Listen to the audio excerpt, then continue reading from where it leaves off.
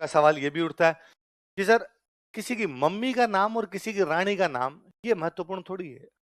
और यदि मम्मी और रानी के नाम भी महत्वपूर्ण है तो फिर बापा रावल की भी बताओ, फिर सर गोहिल की भी बता दो। गोहिल की मम्मी कौन थी, गोहिल की रानी कौन थी। और यदि सर ऐसे मम्मी और रानियों के नाम याद करते हैं तो फिर तैयारी छोड़ ही देते हैं सर। हर वंश में 20 एक राजा तो पढ़ने पड़ेंगे, तो उनके 20 की मम्मियां और 20 की रानियां करनी पड़ेगी याद। अरे आज हमसे तो आज होंगे न? फिर हमने बापा रावल गोहिल कितनी पढ़ी, इसकी क्यों पढ़ी? कारण है देखो, मम्मी का नाम क्या है? महालक्ष्मी राष्ट्रकूट। क्या नाम है? राष्ट्रकूट कर्नाटक के थे। राष्ट्रकूट कहां के थे? और यदि अल्लट की मम्मी राष्ट्रकूट है, इसका मतलब पापा ब्याह करने कहां चले गए? कर्नाटक। कहां चले गए? और ये पॉसिबल है नहीं। जब संचार और आवागमन के साधन नहीं थे तो ब्याह करने के लिए कर्नाटक तो क्या ही गया होगा। इसका मतलब राष्ट्रकूटों का राजस्थान से कोई ना कोई लेना देना है। इसके अलावा उन दिनों में कहीं ना कहीं राष्ट्रकूट कहां पर रह रहे हैं? राष्ट्र आगे पढ़ेंगे, मैं जब आगे राठौड़ पढ़ाऊंगा तब मैं बताऊंगा आपको कि राष्ट्रकूट उन दिनों पाली रह रहे थे। कहां पे रह रहे थे? क्योंकि हमें पाली से राष्ट्रकूटों का अभिलेख मिलेगा, आगे हम आगे अभिलेख पढ़ेंगे हम, हटुंडी अभिलेख। कौन सा है? और उसमें हटुंडी अभिलेख में एक राजा, उस राजा का नाम है धवल राष्ट्रकूट। क्या नाम है?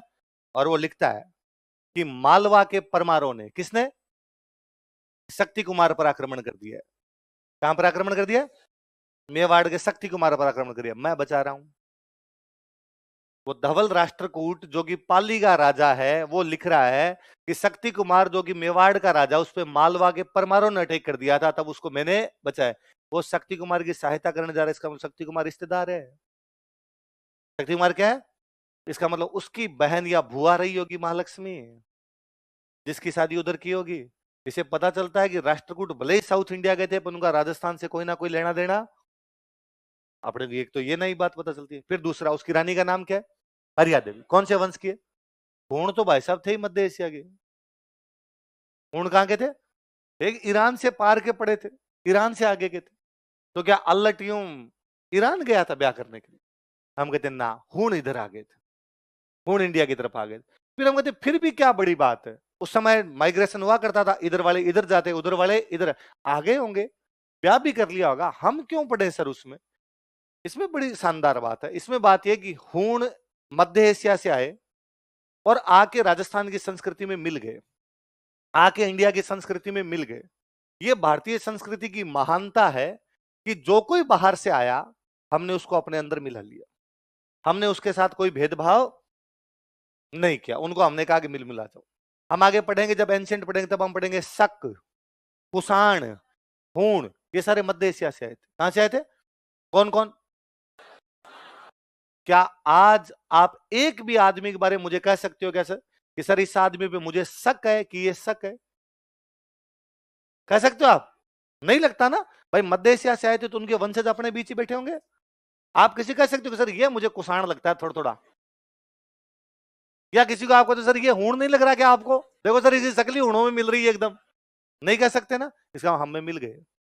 हम सब में किसी में थोड़ा थोड़ा ब्लड शकों का है, थोड़ा थोड़ा कुषाणों का है, थोड़ा थोड़ा किसका है? इसी समाज के अंदर मिल गए, आत्मसात हो गए, हमारे अंदर ही घुल मिल गए। ये भारतीय संस्कृति की विशेषता है कि बाहर से आने वाले तत्वों को हमने हमारे अंदर मिला लिया, उनके साथ किसी भी प्रकार का भेदभाव। वे संस्कृतियां जो बाहरी हमलों को इस प्रकार झेल जाती है कि उन्हें अपने अंदर मिला लेती है, लंबे समय तक कंटिन्यू कर पाती है, सर्वाइव कर पाती है। वे कल्चर जो किसी बाहरी संस्कृति के प्रति, एक्सटर्नल कल्चर के प्रति वापस दिखाती है कि नहीं हम अपने अंदर मिलाएंगे नहीं, वो जल्दी से जल्दी समाप्त हो जाती है। इसलिए अल्लामा इकबालन कह के गए थे कि मिस्र, रोमा, यूनान सब मिट गए जहां से, कुछ बात है कि हस्ती मिटती नहीं हमारी। तो वो मिस्र की सभ्यता समाप्त होगी, कहां गए वो लोग? रोमन की सभ्यता समाप्त होगी, यूनान की सभ्यता समाप्त होगी, हम वैसे के वैसे हैं। हम सिंधु घाटी सभ्यता में भी पीपल पूज रहे थे, आज भी पीपल पूज रहे हैं। उस समय भी हम गाय की पूजा कर रहे थे, आज भी हम गाय की पूजा कर रहे हैं। पूरा का पूरा ढांचा वैसे पड़ा है, क्योंकि बाहर वाले आए, उनकी अच्छी अच्छी बातें हमने ले ली, बाकी उनका बहस हमारे देश हो जाओ, वैसे के वैसे मिल जाओ, तो सारे के सारे संस्कृति में आगे मिल गए अपने। मैं हमेशा हंसता रहता हूं कि अपने गुजरात में एक समुदाय रहता है पारसी। कौन रहते हैं? ये सारे ईरान से आए हुए हैं। ईरान का नाम ही पहले था फारस। क्या नाम था? पर्सिया, पर्सिया बोलते इसको, फारसी नाम हुआ करता था। वहां पर जब मुसलमान राजा आए तो उन्होंने पारसियों को कहा कि या तो तुम मुसलमान बन जाओ या यहाँ से भागो। तो कई बन गए, कई मर गए, कई वहां से आ गए। तो कोई एक छोटी मोटी टुकड़ी एक जहाज के अंदर बैठी, उधर बे ऑफ पर्सिया फारस की खाड़ी से निकली, अरब सागर में आई, अरब सागर में आके गुजरात आ गई। और गुजरात में गुजरात के राजा को कहा कि भाई रे उधर मार रहे हैं, पीछे अंदर आने का मौका दे। गुजरात के राजा ने कहा हमारे तो खुद की खूब है और दिन दुने रात चौगुने बढ़ रहे हैं, तो हम तुम्हें कहाँ रखे रहे, हमारे तो खुद की आगे जनसंख्या ज्यादा हो रखी है। तो कहते हैं गुजरात के राजा ने उन पारसियों के पास में एक दूध का गिलास भर के भेजा। इसका मतलब था गिलास में ऊपर तक दूध है, हमारे जगह नहीं है, तुम्हें कहाँ बिठाएंगे। वो तो पारसियों का कमांडर था, वो बड़ा समझदार था, उसने दूध में चीनी मिला के वापस भेजी। जैसे दूध में चीनी मिलाने पर दूध का आयतन ज्यादा बढ़ता नहीं, पर वो मीठा हो जाता है, वैसे ही हम यदि तुम्हारे अंदर आएंगे तो तुम्हारी जनसंख्या यहाँ बढ़ाएंगे नहीं, उल्टा तुम्हारे समाज को और अच्छा करेंगे, अच्छी संस्कृति लेके आएंगे, भाईचारा लेके आएंगे। राजा को अच्छा लगा, राजा ने कहा आओ आओ यार, कितना जोरदार बात कही यार तूने। राजा ने उनको बिठा लिया। पर अपने समस्या, अपने हिंदू धर्म एकमात्र धर्म है दुनिया जिसमें जातियां हैं, दूसरे धर्मों में किसी में भी जातियां। अब पारसी बापड़े आए तो पारसियों को हमने पूछा, पारसियों क्या जात क्या है तुम्हारी, अपने बिना जात बताए अगले आदमी से बात ही नहीं करता कोई आदमी, अपने सबसे पहले जात पूछते हैं। उन्होंने कहा जात क्या है, तो उन्होंने कहा पारसी। हमने कहा है पूरी बताओ, बामण हो बाणी हो, वैसे वैसे बताओ भाई साहब जात क्या है। उनका वैसे तो हमारी होती नहीं, तो हमने कहा बनाओ, कुछ ना कुछ तो जाति बनानी पड़ेगी। इसलिए पारसी बापड़े जो काम करते उन्होंने वो जाति बनाई। जिसने लकड़ी का काम किया वो है लकड़ा वाला, जो दारू का काम करता था वो दारू वाला, बाटली वाला, स्क्रू वाला, टायर वाला, ये पारसियों की जाति है। तो मैं कहता हूं अपने तो पारसी भी आके अपने में जातियां बना गए और अपने जैसे हो गए, बाहर उनमें जातियां। पूरी दुनिया में मुसलमानों में जातियां नहीं होती, भारत ही है जहां मुसलमान भी कोई मिलता था अपने पूछते जात बता, और वो बताता और है कि भाई मुसलमानों में भी जाति, ईसाइयों में बना ली हमने, सबके अंदर बना ली, क्योंकि हमारी संस्कृति के अंदर वो लाके घुल मिल गए।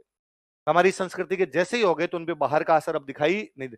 वैसे वैसे हूण मध्य एशिया से आए थे लेकिन भारतीय संस्कृति में मिल गए। कोई अपने से पूछे भाई क्या एग्जाम्पल है कि आप लोगों ने उनको मिलाने के प्रयास किया, हम कहेंगे साहब हमने ब्याह कर लिया उनका। भाई हम भेदभाव करते तो हमारा राजा उनमें ब्याह कैसे कर लेता। हमारा एक राजा है अल्लट और उसकी एक रानी हूण है, और उसका नाम क्या है, और सुनो, ये जो हूण थे शिव जी के भक्त थे। हूण किसके भक्त थे, इस बात पे गौर करना, बड़ी समझने वाली बात है। हूण किसके भक्त है, कहां से आए, मध्य एशिया। कहां से आए, इसका मतलब मध्य एशिया तक शिव जी की भक्ति होती थी। मध्य एशिया तक किसकी भक्ति होती थी। आज अपने कहते हैं कि साहब शिव जी की भक्ति भारत में होती है, तो काफी साल 100 साल पहले तो पाकिस्तान में भी होती थी। तुम्हारा बाघा बॉर्डर तो 1947 में बना है, उससे पहले तो पाकिस्तान में भी होती थी, उससे पहले अफगानिस्तान में भी होती थी। आज के 501 साल पहले जाओगे तो हिंदू अफगानिस्तान में भी तो बैठे ही थे, अब खत्म हुए वहां से। थोड़ा साल और पीछे जाओगे तो ईरान में भी बैठे हैं।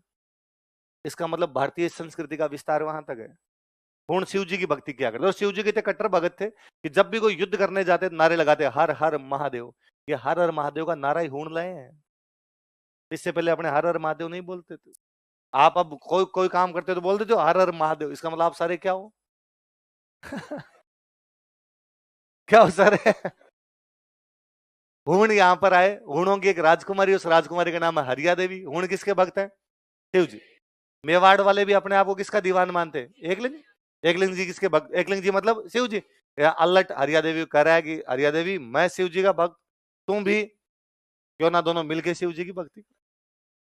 अलग अलग भक्ति में क्या पढ़ा हुआ है आपने। तो अल्लट की हूण रानी का नाम क्या है, हरिया देवी। उसने शहर कौन सा बसाया, हर्ष का मतलब शिव जी है। हर्ष का मतलब भी क्या होता है, वो शिवपुर बसा रही है। शिव को उधर क्या कर लिया इन्होंने, हर्ष। तो दो बातें, अल्लट की मम्मी कौन है, अल्लट की रानी कौन है। इसका मतलब अल्लट के पापा ने और अल्लट ने दोनों ने विदेशी संबंध मजबूत किए, ब्याह कर करके, है ना। पापा ने राष्ट्रकूटों में ब्याह किया, अल्लट ने कहा ब्याह किया, उन्होंने कहा और विदेश से और कोई लाओ भाई, टाबर का ब्याह और कर देते हैं उधर की इधर ही अपने। याद रहेगा आपके कि शक्ति कुमार का 8 पूरा अभिलेख क्यों पढ़ना है, ये बताता है कि हमारी संस्कृति मूवेबल है, आगे बढ़ने वाली संस्कृति थी, रिजिड नहीं थी, रुक नहीं रही थी, गतिशील संस्कृति थी। वो लगातार अपने अंदर परिवर्तन करती रहती, चेंजेस करती रहती, नए चेंज को स्वीकार करती रहती, नए लोगों को एक्सेप्ट करती रहती, अपने मिलाती रहती, आगे चलती। आई बात समझ में। तो अल्लट के 2 अभिलेख कौन कौन से हैं बताओ, सारनेश्वर प्रशस्ति और शक्ति कुमार का